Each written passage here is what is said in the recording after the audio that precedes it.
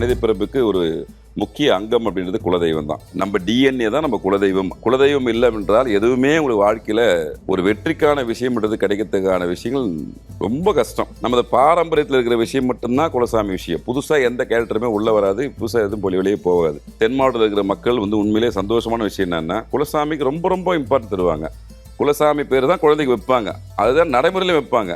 அறத்துக்கு மாறாக ஒரு சில விஷயங்களை செஞ்சுருப்பீங்க, அந்த செயல் சாபமாக மாறத்துக்கு வாய்ப்புகள் உண்டு. அது குலசாமிக்கு அப்போ கோபம் அடைஞ்சிடும். உண்மைதான், குலசாமி அருள் இருக்கா, அது கோபமாக இருக்கா, மறைஞ்சிருக்கா, இப்போ தெரியறதுக்கு வாய்ப்பு இருக்கா, இவ்வளோ விஷயத்தையும் உங்கள் சுயஜாதத்தின் அடிப்படையில் தெரிஞ்சுக்கலாம். ஆனால் குலசாமியை கோபப்படுத்துவதுன்றது அது குடும்பத்துக்கு ஆகாத விஷயம். நீங்கள் எல்லா சாமி போட்டோ வீட்டில் வச்சு வணங்கினா எல்லா சாமி அருள் வந்துடுமா? 100% வரத்துக்கு வாய்ப்பு இல்லை.